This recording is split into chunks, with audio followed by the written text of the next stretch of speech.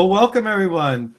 My name is Michael Selman. I'm the CEO of the Leadership Coach Group, and I want to welcome you to the latest in our Open Coaching series, a series of webinars and coaching. This one's called Leading with Heart, Emotional Intelligence for Impactful Leadership. I'm so glad you could join us. We'd love to hear where you're calling in from. So if you could put that in the chat, that'd be terrific. Like, maybe the city you're calling in from, the country you're calling in from. We'd love to hear that in the chat. And I'll tell you about the people that are joining us from our team. I'm really excited that we have Sylvia Baffour that's joining us. You'll hear my introduction about her a little bit more later in our broadcast. But just to tell you, I've been so excited to know Sylvia for several years now. I was in a speaker mastermind with her, where I was definitely a more junior member compared to her experience. And we really had the opportunity to work together now for several years. I've grown a lot through that collaboration. I know she's an internationally ranked speaker up there with Oprah Winfrey and Mel Robbins. And so I'm so excited that you're going to be able to hear from her today. Sylvia, anything you want to say at the top before we launch into the body of the webinar? Yeah, just that I'm excited to be here with all of you. Leadership is an honor position, and I'm honored to share maybe a couple of insights that might be meaningful for you and as you navigate your journey and try to lead with more heart and more impact. Thank you, Sylvia. Also joining us is Carl Ramos, and Carl does a lot of things behind the scenes, but her impact goes way beyond what you might realize, and I'm always grateful for Carl to be a colleague in these efforts. We've been working together for over 3 years now. Carl, if you'd like to say hello. Hello, everyone. I'm calling in from the Philippines with my coworker as well. We have Maya here. So I'm really excited for this webinar. Thank you, Carl. Maya, would you like to introduce yourself? Hi, everyone. My name is Maya. I'm from Manila as well, like Carl, and I'm just happy to be here. Good to see you guys. Well, thank you all very much. So yeah, please share in the chat where you're calling in from. Sylvia and I are in the Washington, D.C. area, and you heard Carl is in the Philippines. So let's see, we've got people from Kansas City. We've got from people from Texas, Dallas-Fort Worth area. We have Daywood from the UK. We have Nalima. Nalima is also one of our coaches. She's calling in from India. So excited to have her with us. One of my fellow business owner, Alita, is calling in from South Africa. We have Sarah, who's also a member of our team, one of our coaches.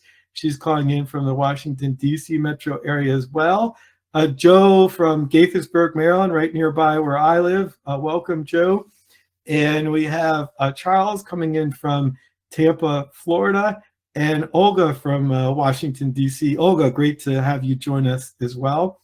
And so please, if you want to share in the chat where you're calling in from, that would be terrific. So what I'd like to do is tell you a little bit more about this series. Some of you have joined us for past webinars, and we invite you to do that for future webinars as well. So open coaching is something that we offer for free to our community of people that are interested in growing their leadership. We were just sharing before we started our intent for this broadcast is we see it as an opportunity to give to our community to help leaders lead, in this case, with better emotional intelligence. And we recognize the ripple effect by helping you, it'll help the people that you touch in your lives. And every month we have different hosts and coaches and themes that we cover. And it's the first Friday of the month at noon Eastern Standard Time that we offer these coaching sessions, these open coaching sessions or webinars. And we try to provide actionable insights every time, things that you can leave with and put into practice. And we also give you a step-by-step playbook to help you, because we know we're just giving you kind of a taste. We're hoping to motivate you to try new things. And in the playbook, your step-by-step guide that you can use in the quiet of your own home or your office to help advance in the things that we're introducing you to. And part of these webinars, we also do coaching. Some of you have been clients of ours before, or experienced coaching, and some of you have not. So we want to give you a taste of what coaching is like. For those of you that participate here with us, you also can get a chance to be coached one-on-one by Sylvia, and we hope you take advantage of that. So I wanted to dive a little bit deeper into what's in our playbook. So this playbook is going to be about emotional intelligence, and it features the 5 key strategies for emotional intelligence that come from the content that Sylvia's produced in her years of studying emotional intelligence and speaking with leaders around the world and publishing a book on emotional intelligence. And those 5 key strategies are influencing the emotional aftertaste of your interactions, the 2x2 rule for inclusion, the difference between gateway and barricading questions, and also to employ perspective getting and shifting phrases to manage emotional triggers.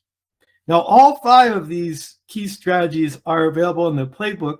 What Sylvia is going to focus on are strategies number 1 and 3, because they're the most crucial ones that we want you to understand, and the ones that she'll also be able to help you in terms of coaching.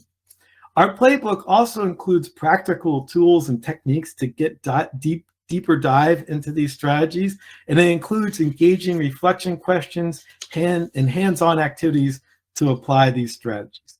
Next, please. Now, we hope that these guides can really help you to implement some of the strategies that you hear about today, but we also are available to help you beyond these guides. We provide one-on-one coaching. Sylvia is one of our inspirational speakers and one of our coaches. She's available to provide both those services to you and to your organization. And we also have a team of very accomplished coaches that can provide one-on-one coaching for you or people in your organization. So we hope that you would reach out to us if that's a need that you have. We also can support you in terms of team effectiveness, and that includes leadership training, team coaching, retreat facilitation, and inspirational speakers like Sylvia. Sometimes companies also ask us to come in and provide leadership assessments. See, where are you at? How are your leaders showing up right now? And we're happy to provide those. We also can do personality assessments and things like that to help your team be more effective. So our coaches are very experienced coaches. They have helped leaders in companies small to global. And we put here on the screen some of the global companies that our coaches have helped leaders at. So that includes Oracle, Dropbox, Facebook, Microsoft, Sony, SAP, NextEra Energy, Google, you name it. We've helped leaders at those global brands and small, medium-sized organizations as well. From for-profit, nonprofit, government agencies, we help the whole gamut. So we'd be able to help you as well. Now, often people ask us, am I going to get a copy of the slides? Yes, you're going to get a copy of the slides. So in the follow-up email, if I programmed it correctly, within 2 minutes of our webinar ending, you should get a link to a page that will have the slides that Sylvia is presenting. It'll also have our emotional intelligence playbook that you can download. And there's going to be some special links there. There's going to be a link to Sylvia's book, I Dare You to Care. And we hope that you take advantage of that. There's a link to purchase her book. And there's a link to schedule a free coaching session with Sylvia. Because that you participated with us live, that's an opportunity you have to get a one-on-one coaching session with Sylvia. And we also have a link if you want our additional resources that I mentioned. You can schedule an appointment with me, and I'd be happy to meet with you and talk about brainstorming with you how we might support your leadership development efforts. So without further ado, I'm going to do my formal introduction of Sylvia. So get ready for an engaging journey into emotional intelligence with our speaker, Sylvia Baffour. She is a celebrated speaker, trainer, and leadership coach, and she is the author of the emotional intelligence book called I Dare You to Care that I talked about just a moment ago. Over the past 19 years, Sylvia has delivered over 480 keynotes worldwide, including to clients such as Whirlpool that made your dishwasher, Lockheed Martin that might have made the plane you flew in, Capital One, perhaps you do banking with them, and the World Bank, to name a few. She was recently named among HubSpot's top 15 female motivational speaker, alongside Oprah Winfrey and Mel Robbins. She's lived in 8 countries, and speaks 5 languages. I didn't know that until she gave me this introduction. It's pretty impressive, Sylvia, and combines her global insights with interactive learning. Today, Sylvia promises not just insights, but actionable strategies to transform how we connect and succeed in our workplaces, whether that's in person or remote or a hybrid of the two. So prepare to be inspired and equipped to navigate your professional world with greater kindness and connection. Please give a warm welcome to our speaker, Sylvia Baffour. Sylvia. All right, thank you. And I'm going to share my screen in just a moment. Carl, when you give me the permission here, okay? And then I will greet you all. Just forgive me for the tech distraction here. Okay. So Carl, just let me, let me know if you're not seeing my screen. We'll put it that way. So welcome everyone. You can see it, perfect. Okay, awesome. Yeah, I'm seeing my PowerPoint slides, folks, and I'm not seeing your smiling faces, but I hope that you'll connect and really take something meaningful from this this time we have together. What I'd like to do actually in getting us started is something that focuses on one of the foundational elements of emotional intelligence, which is about self-awareness, right? How present, how aware are we about what we're doing in every moment of our day? Like so I want us to get a bit more present in the time we have together. So I'm going to ask you to do something with me, and it's going to be painless and harmless because it's happening in the privacy of your own space. So if you will, I'm going to have you close your eyes for just about a minute, and I'm going to set a stage for you by asking you 6 questions. And I really want you to just get a bit more mindful and get present, sort of shut out all the distractions. And I'm going to ask you 6 questions, and I want you to pay attention to the answers to those questions and raise your own self-awareness. Okay, so assuming your eyes are still closed, here we go. What is the temperature in your room right now? How does the room smell? What are you sitting on? Is it comfortable? Do you have any aches or pains? The muscles relaxed or tight? Are you hungry or pleasantly full? So just take a deep breath, inhale and exhale, and you can open up your eyes again. Okay, hopefully that's gotten you a little bit more present for the time we have together. And folks, this is something I love to do at least once a day, because as leaders, I know you're going a mile a minute, right? Everything is coming at you. And it's important to just take, even if it's a minute or 2 minutes in your day, to just get a bit more present, because it's going to impact your self-awareness about the way you are moving through this world. So thank you for doing that with me to get us started. Hopefully you're feeling a little bit more present and a little bit more relaxed. So as Michael mentioned, we are going to be talking about leading with heart, and it's no coincidence that Valentine's Day is really upon us, that day of official day of love, right? Whereas as leaders, I think we should be showing love to the people we lead, not just one day a year. So hopefully some of the strategies I'll share might help you to figure out how you can lead with greater impact. And the reason I say that is because, you know, studies show us that when you as a leader are being compared with others at the very same skill level as you, 58% of what sets you apart comes down to your emotional intelligence. 58% of what sets you apart comes down to your emotional intelligence. Now, I think it's important for us to maybe all get on the same page for a moment about how we're defining emotional intelligence, which I call EI. I know EQ is sort of the common language, but I like to keep it simple. Just as the name says, it's EI in my world. So I want to give you a more detailed definition, and then maybe an easier one that I hope you can remember and internalize. So emotional intelligence is simply your ability to recognize and understand your own emotions and the emotions of those who are around you, and then use that awareness to guide your decisions and your interactions effectively. But here's a definition that I hope you can internalize and more easily remember.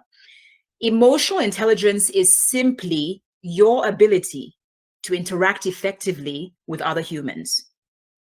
Think about all the behind the scenes work that goes into you being effective in those interactions. So this means it's all about your self-awareness.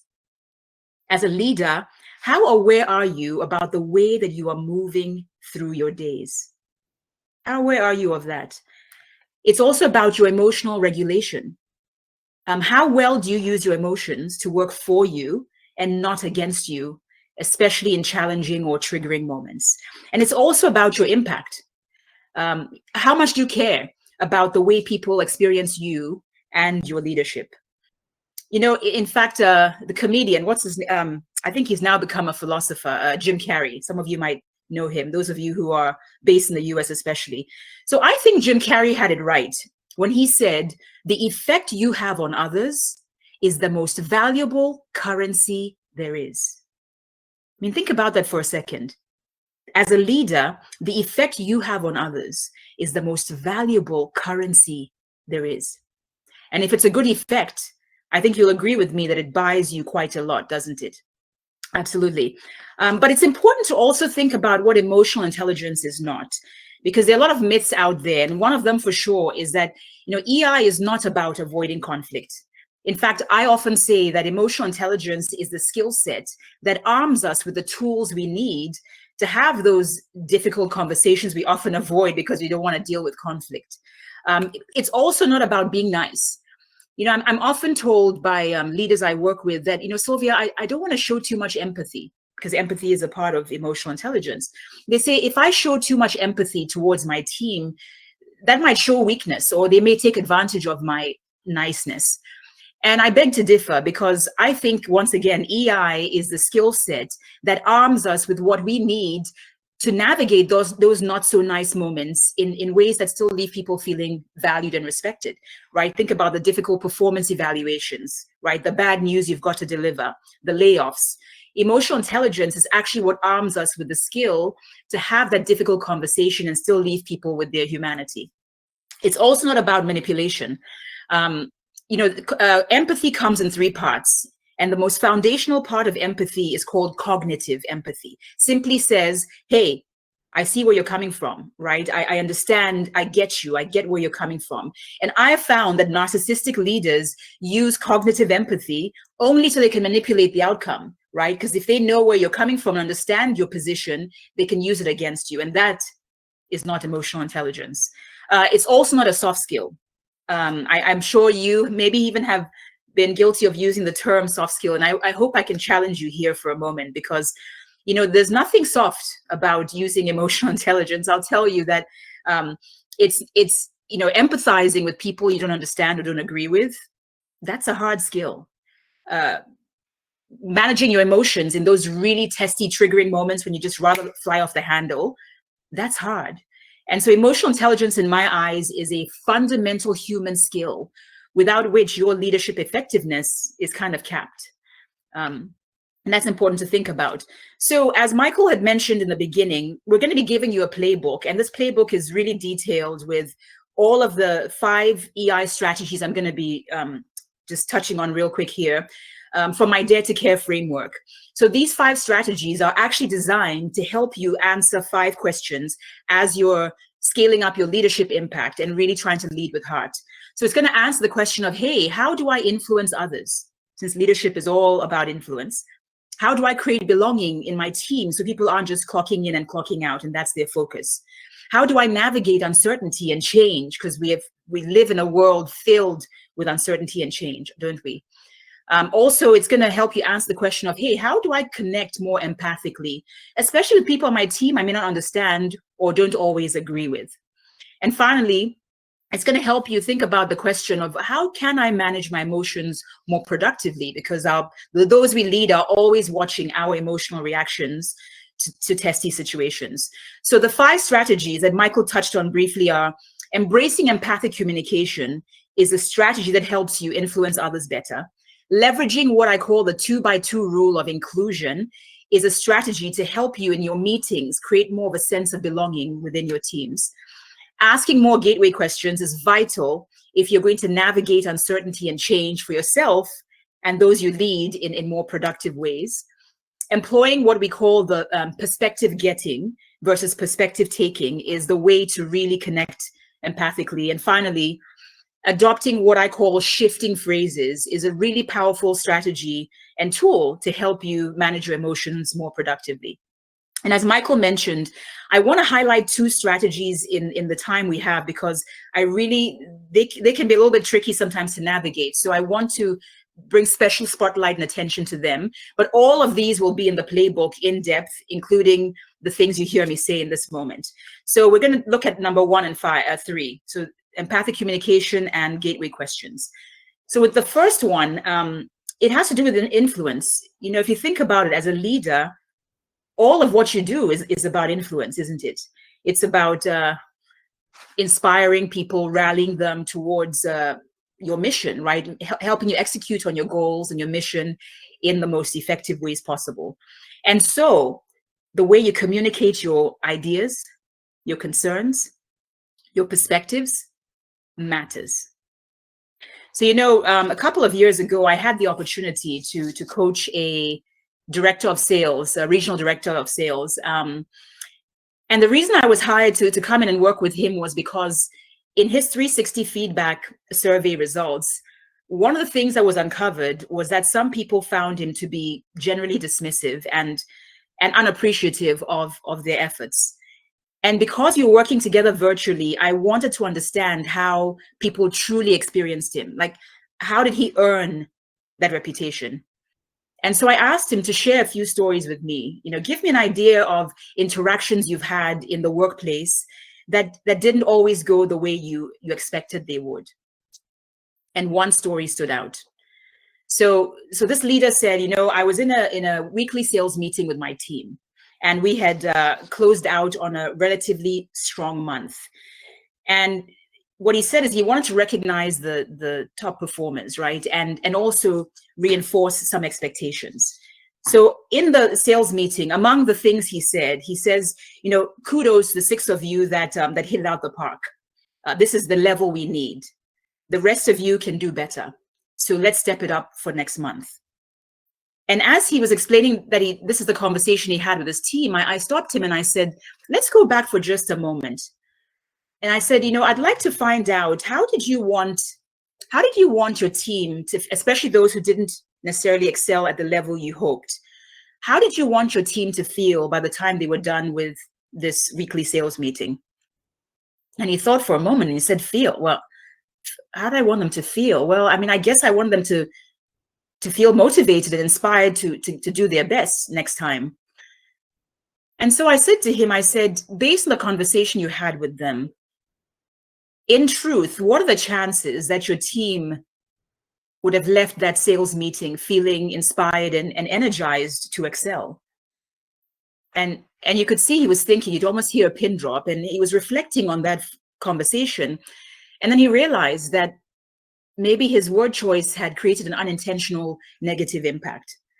Now, I'm sure those of you in this webinar listening into the story may be thinking, well, I wouldn't have approached the conversation that way. Maybe some of you feel like it was rude, the way he talked to the team. Maybe some of you think it was no big deal, right? But the reason I share this story with you is not because it's just about word choice. It is also about the emotional impact we leave on those behind. I call this your emotional aftertaste. So this is the feeling that people are left with having been in our presence, been in an interaction with us. And I find that it's typically sweet or it's sour. And now don't get me wrong, I'm not saying that we have to control how people feel about us, because as leaders, that's not your business and your focus to control how people feel. But I do believe that we absolutely absolutely can influence how we leave people feeling. And what I have found through the years is that one of the most powerful ways to do this is through our communication. I'm sure there's some of you on this call who are masters in communication, so you may connect with this more deeply. But it's through our communication. How does this work? Okay, let me give you an example. If ever you're going to be in an interaction with another human being, and you have even 1 or 2 minutes in advance of that interaction, the goal is to focus on one emotion you would like the person to feel by the time they leave your presence. Okay. Now, there's no guarantee they're going to feel that. The goal isn't to control this, right? But to influence it. So you think about one emotion you'd like the person to feel by the time they leave your presence, because it increases your chances that they may actually feel that way. Okay. And our word choice, our tone of voice, our body language, all of that empathic communication goes into influencing that aftertaste. So for instance, with my regional sales director, if he had even taken 1 minute before the sales meeting, just 1 minute to say, okay, yeah, he's disappointed in those who didn't step up, praises the ones who did. But if he thinks to himself, I do want them to feel inspired. I do want them to feel energized to excel and do better next time. I'm sure most of you on this call will agree with me that he might have chosen some different words, right? You can think of a million other things he might have been able to say than, you need to step up and you can do better. And so the importance is to think about this. The next meeting you're in, right? Or the next email you have to send. I would like you to stop and just think to yourself, what is the emotional aftertaste I want to leave behind? Do I want my people to feel recognized and understood, even as you disagree with them?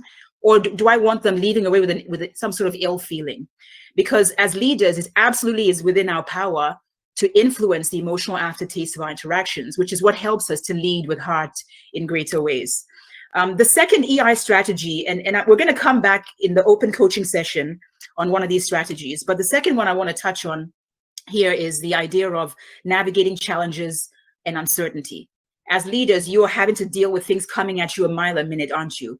Uncertainty and challenges. What we find, the data shows that when we are challenged as human beings, the first thing that happens is that we default to asking ourselves questions that begin with the word why. And I call these barricading questions because of how they barricade in your thinking.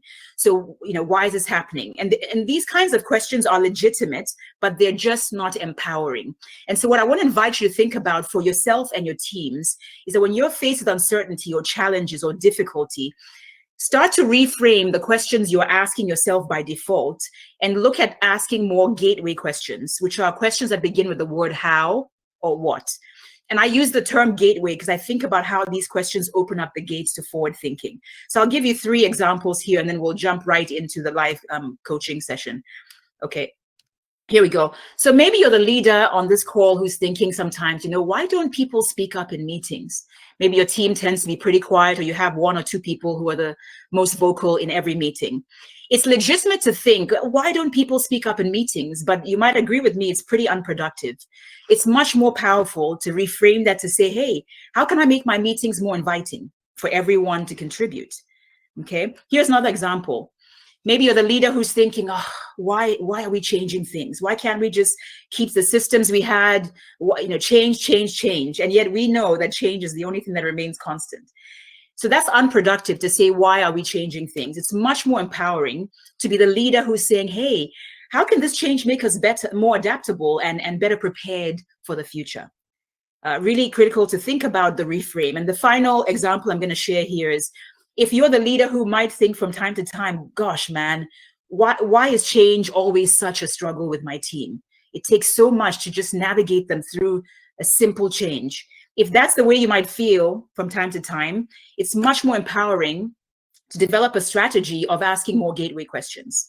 So instead of why is change always such a hard thing for my team, you start to say, hey, what is the one thing I can do to help my team navigate this change with confidence? If you're the leader who's asking that gateway question, I think you can see how the opportunities open up. Maybe you're talking to another colleague who's really good at helping their teams through change. So really powerful to think about how a simple reframe can really help you lead with more impact as you're opening up the doors to forward thinking for you and your teams. At this moment, I would love, Michael, if I can turn it back over to you. I'm going to stop sharing my screen for a moment here so we can continue with the next part. Sylvia, thank you so much for sharing that content. I think it's really valuable way of looking at framing our interactions with others, thinking about that emotional aftertaste. And now we have an opportunity for someone that's participating in our webinar to volunteer to get some coaching from Sylvia, and perhaps more than one person. What we'd ask is that you have an important conversation coming up, or just important to you, that is most likely to have an emotional resonance, right? Something that you want to make sure you get right emotionally, and be able to engage in a meaningful conversation with Sylvia about that upcoming conversation. And through technical requirements we have is that you be ready to turn on your camera and your microphone, and that you are okay with us recording. So we're recording this webinar so that people that couldn't be here live can benefit from it. And also that we'd like you to be on a desktop computer or a laptop, which enables a better sharing and conversation flow. So if you're ready to volunteer, and we hope you are, we'd like you to raise your hand. You can use the feature inside the Zoho webinar, or you can just simply write, "I volunteer" in the chat. We'd love to have you volunteer to get some coaching with Sylvia. So again, we're looking for someone that is got some conversation coming up. Maybe it's work related. Perhaps you're doing a performance appraisal, or you're going to try to give feedback where you haven't been so great giving feedback to someone in the past, or maybe you have some layoffs. Maybe you have, or it could be just you want to get better at your one-on-ones and you feel like you haven't been as good as you can. Maybe you have all hands coming up. Maybe you're an HR leader trying to get some feedback on how to come across and show up with more emotional intelligence. Whatever it might be in terms of workplace, or it could be personal. So for example, when we were practicing this webinar, I got Sylvia's advice about how I might express my love to my wife next week on Valentine's Day. So we practiced with that. And so it could be something personal that you want to do, and make sure you get it right. Now, it's a high stakes for me. I want something I want to get right with my wife.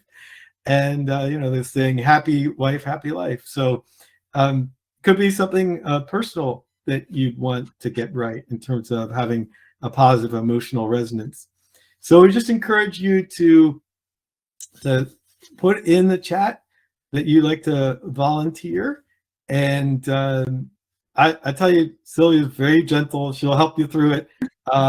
We appreciate you volunteering. And Sylvia's actually been very generous in that she said, if you volunteer, she'd be happy to give you a free copy of her book. So, that's just something we wanted to offer you. If you volunteer, you can get that free copy of her book. So please just let us know if you're willing to volunteer. I see Sarah has volunteered. We'd love to get a few other people volunteering. And so please volunteer. Anyone else?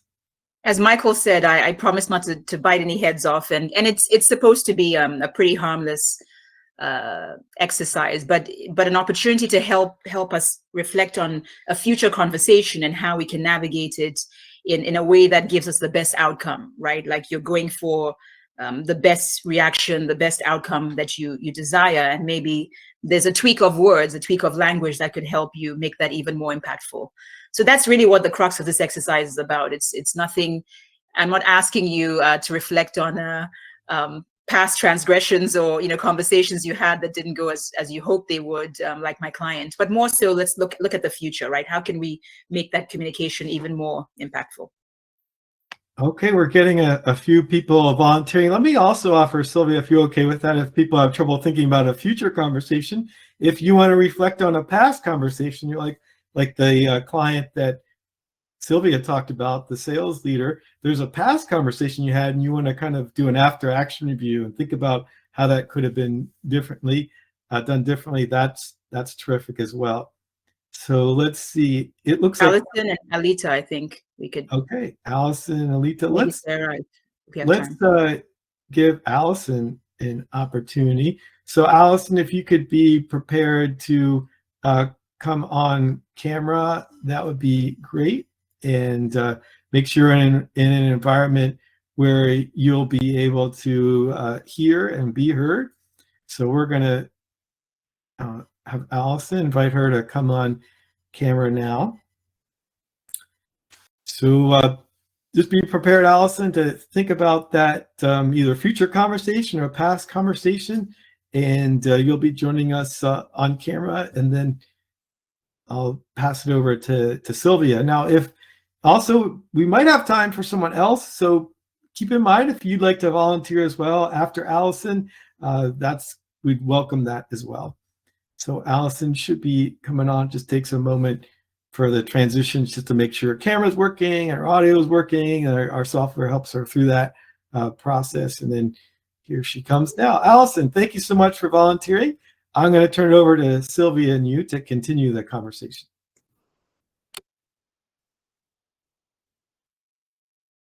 All right, that's Allison that I'm seeing. I'm sorry, I'm seeing tiny windows there. Well, thank you first of all for being our first volunteer. And as Michael said, I would be more than happy to send you an autographed copy. So we'll just make sure we connect to know where that book is going to be going. So this is the scenario. We're focusing specifically on the strategy of being more influential, right? Embracing empathic communication, influencing the emotional aftertaste of our interactions. And so what I'd like you to think about for just a quick moment, Allison, is think, as Michael said, an upcoming conversation that maybe has some emotional resonance to it. We're thinking about how we can be more intentional, right? About how we leave the person feeling. So is it, and by the way, shield all the details that are necessary. We just want to have the essence, the crux of the situation that you're approaching. And you shield people's names and all of that good stuff, because I want you to be comfortable in sharing your example. So go for it, Allison. Give us a quick snapshot. Can you hear me? Yes. Yes. Okay. So my situation is difficult. It's an interviewing question, actually. And I'm head of talent acquisition. So I know how to interview. But the question is just an unfortunate one. I left my last employer not by my choice. The situation was untenable for me. It was truly a cultural misfit, if ever I saw one. And I hung in there for way longer than I ever should. And so it came to a situation where it was just, I hit an impasse. And, the risk here is trying not to get defensive in this. It's hard to do because, I just like people who get defensive about negative things that happen in their life. So it's very difficult to do that, to not be defensive. But truly, I have to tell you that I was doing double or triple the amount of work. And I was literally working 7 days a week, 75 to 80 hours, if you can imagine that. It was just ridiculous. And I was going at it for over 6 months.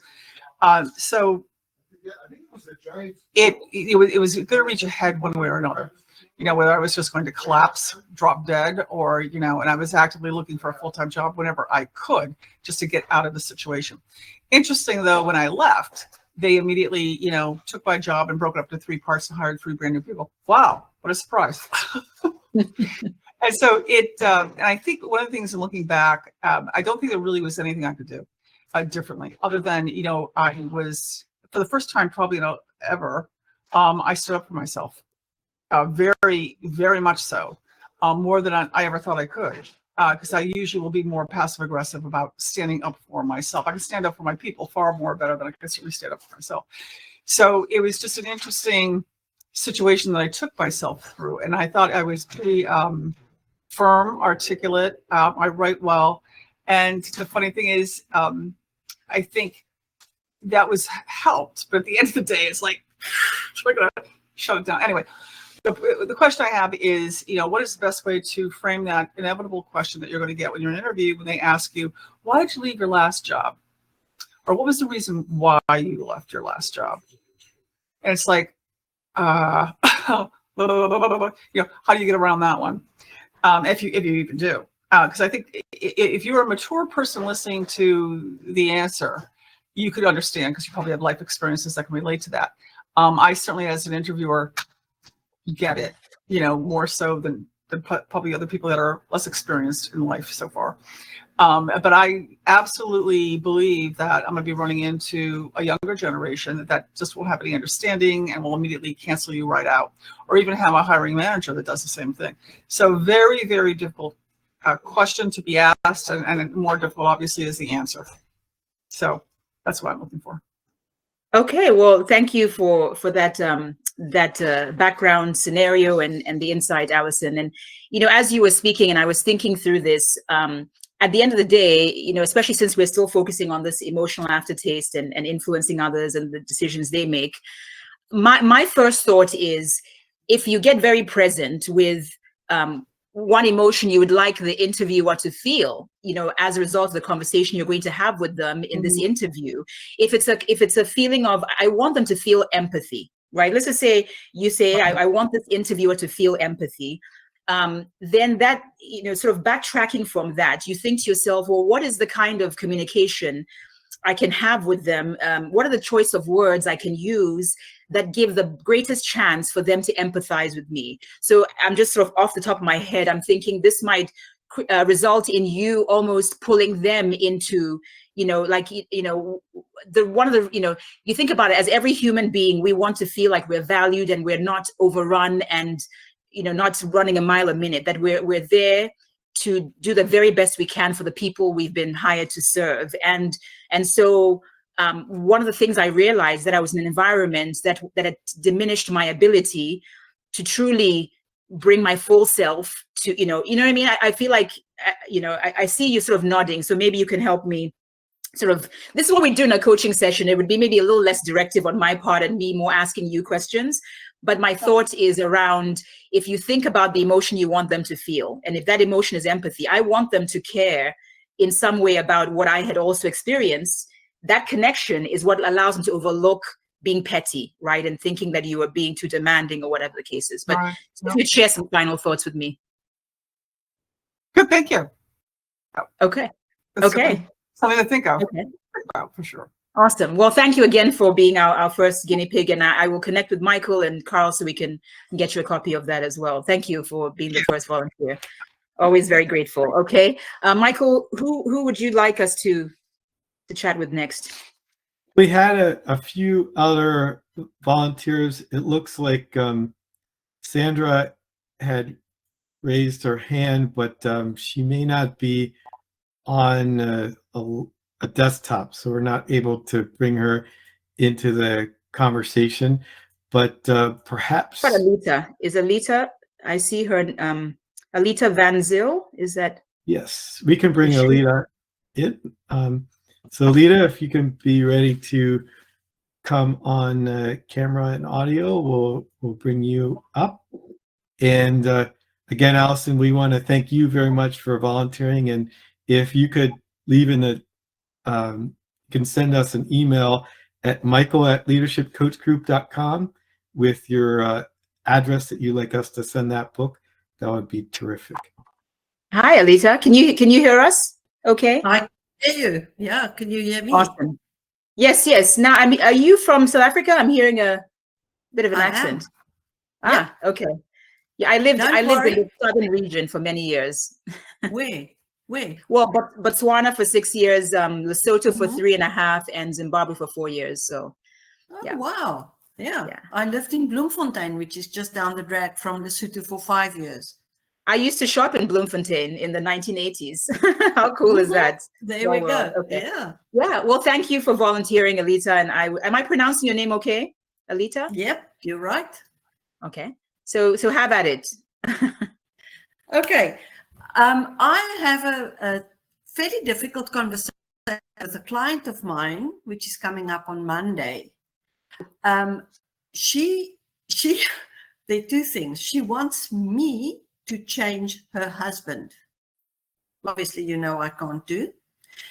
And the other thing is she believes that she's always right. So whenever we're in conversation and I try to ask the questions, point out that maybe she needs to look at something she does, she kind of just negates it.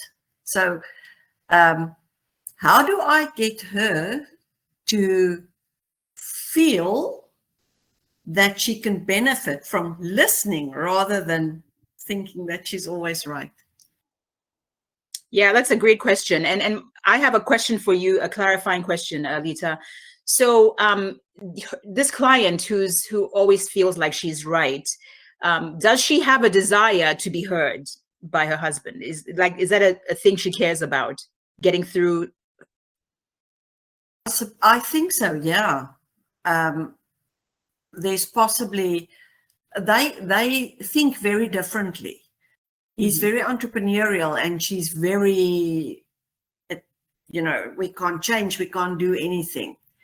And I think she would like him to hear her, now that you mention, and stop being entrepreneurial. But how do you do that?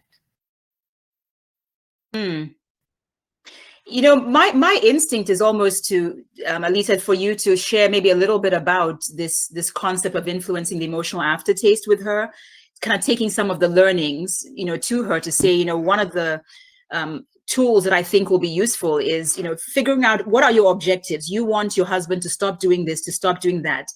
At the end of the day, we've got to find the most effective way to have a conversation around that, as opposed to just trying to get someone to change their behavior, because that's futile, you know. And I think, you know, introducing her to the concept and challenging her to say, what is that aftertaste you'd be going for in an ideal world? So how can we change and shift our communication and our approach in order to raise the chance of that actually happening? That sounds brilliant. Yeah. You look excited, Alita. I bet you want Monday to come already, huh? Absolutely. You know, sometimes we get stuck in what we see and just need someone like you to open up something. Thank you very much. And you will do the same for her. So thank you for volunteering once again. And I will figure out a way to get you a book to South Africa, whether it's an ebook or my audio version. We'll sort that out for you. Or I have friends in Florida, and they're coming out in early May. So maybe we can send it to them and they can bring it to me. That sounds very practical. Thank you again, Alita. It's lovely to meet you. Thank you. Thank you. Thank you very much. Thanks, Michael, for allowing me on the call. Thank you, Lita, very much. And we're using the power of connection to get you that book. So we are the friends in Florida. That's terrific. It looks like Sandra is now on a desktop computer. Would you be able to help one more person, Sylvia? Yes, I think we probably have a couple of minutes. Certainly we can do that. Okay. So we'll bring Sandra on board. So thank you so much, Sandra, for volunteering. I'll turn it over to you and Sylvia. Hi, Sandra. Thank you as well, for volunteering. Hi, thank you. Well, I was listening to your intro and I absolutely loved it. So I thought it's a big opportunity, even more after hearing the other coaching helps. I was on the mobile on the way home, so now I'm here. What I'm struggling, Sylvia, is that it has a lot to do with your book probably, is that I'm very demanding, but at the same time, I care a lot for people. So I'm all for results and I'm very demanding in what people can deliver and according to the commitments. But on the other hand, I also care a lot for their feelings. So whenever I'm giving them feedback, it's important for me how they feel afterwards. Nevertheless, I cannot avoid in being very assertive and very directive in giving feedback, putting the focus in the situation, what happened, what was the impact, how can we solve it together, etc. So my question would be, would you advise a better way to do it, or which tips can help me to be more effective? And on the other hand, how can I suffer less in this conflict inside me and help them? Because that's what I want, to help them, to coach, help them, etc. Yes, no, thank you for that, Sandra. It's it's a loaded question in some regards, and also a question that can be addressed with some simplicity. My first thought is that the fact that as a leader, you're very demanding and yet you also care. I think that's a common trait, right? And one of the things I think is always powerful is when we can address what I call it addressing the chatter in people's minds, right? So the people you're interacting with, that you're setting these high standards, that you also care deeply about. I think it's important for them to know both. Like, you literally have to articulate that, you know, as a leader, that I do operate from a place of high standards, but I also, like, they need to know that you have that and you care deeply. And as I was preparing for this conversation with you, my goal was to leave you feeling X, Y, and Z, like literally articulating that. Because that increases the chances that, one, they know you're coming from a place of caring. They're aware they have a high standard to get to. And so it's like, I want to engage you in how we can get to this goal, get to this point, keeping in mind the fact that I care, that you're a human being who has priorities outside of work and all those things that come into the conversation. But I think it's vital that you address the chatter in people's minds, or else they fill it with their own stories. Oh, she's mean, she's this, she's crazy, right? But to say, you know, I have high standards. You know, that's something I don't discriminate against with anyone in the team, but I also care deeply to leave you feeling X, Y, and Z. I mean, that to me alone can be a bit of a game changer, right? Because they know you come from a place of caring. You actually articulate out of your mouth how you want them to feel, and then together you will collaborate to make it happen. Does that make sense? It makes all the sense, and it's a great starting point. And I will make sure that I keep it on the beginning of every conversation. Thank you. Okay, absolutely. And Sandra, just a quick question. Am I hearing an Italian accent, or is it another country? It's in the south of Europe, but it's a Portuguese accent. Wow. Ah, okay. Well, I'm hoping to come to Portugal this year to experience it. So maybe we'll connect. If you need any tips or any chaperone or guide, I volunteer also. Awesome. I would love that. I would love that. Thank you so much again for being a guinea pig. And we'll also make sure you get a book, whether it's me bringing it physically to Portugal this summer, or, you know, so thank you again for chiming in. Appreciate it. Thank you. Thank you. Yeah. All right, Michael. Sandra, thank you so much. We really appreciate you. I had the opportunity to go to Portugal this summer. Our family had a wonderful time traveling your country. It's a really beautiful country. I highly recommend it. So thank you for volunteering to be with us. And also, Sylvia, thank you for that coaching. What we wanted to do is to remind you, we've got that email coming through that will have the copy of the slides. It'll link to a copy of the slides and the playbook and how to purchase the book, an opportunity to schedule a coaching session with Sylvia, just like you saw her do with Sandra. Thank you again, Sandra, for that, and Alita, and also Allison for volunteering. We appreciate it. Showed some real bravery and the growth mindset that we look for in coaching clients. Next slide, please. And we're open to your feedback. We'd love to hear from you, what you thought of this webinar. There's a QR code on your screen, and also in the follow-up email, there'll be an opportunity. Actually, right after the webinar concludes, if I did it right, you'll see a pop-up of an evaluation. We'd love to hear your feedback, or you could scan this QR code. Next slide, please. So we have more to come. You know, you had Sylvia this month. Next month, we have Sarah, who is participating with us, Sarah Sutton, one of our coaches. She will be speaking about personal branding. So personal branding is the process of defining and promoting what you stand for as an individual. And so Sarah will be giving you lots of tips about how to develop your personal brand, how to think about it, and how to use it successfully in work and in your life. So we hope you join us next month, March 7th. So, you know, we're at February 7th. It's March 7th. It just happens to work out that way. The first Friday of the month, again at noon Eastern Standard Time. We hope you can join us. You can register right after we conclude if you'd like. We'd love to have you to join us for that. And as a reminder, we are here for you. There's lots of ways you can contact us. This is our telephone number. It's available 24/7 for you. My email address. And Sandra, also, if you could let us know how you want us to get you that book, you can use that same email address there. And this is our website, leadershipcoachgroup.com. We want to be your one-stop shop for leadership development. We hope that you can reach out to us. If there's any way we can support you, we'd be honored to support you that way. So in conclusion, I want to thank all the people that helped make this possible. For all of you that participated, thank you so much for joining us, particularly those of you that volunteered to be coached by Sylvia. I really appreciate you stepping up like that. I want to thank Carl, who's behind the scenes making this possible, Maya from our team. I want to thank our coaches that joined us, and a big thank you, hopefully heartfelt, to Sylvia for joining us and sharing her expertise with us. So excited, and how she generously shared her content in our playbook, right? So I really want to thank Sylvia for that too. Hope you can get even more of that through her book. Very much appreciate, Sylvia, the opportunity to collaborate with you. And just 1 week away is Valentine's Day, just a day for us to focus on love.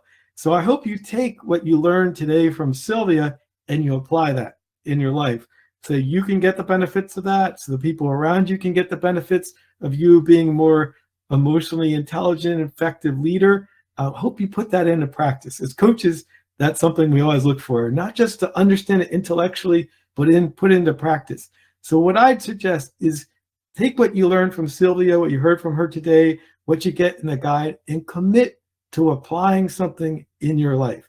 Commit to taking action, however small, just something small that you learn that you want to apply in your leadership, in your life.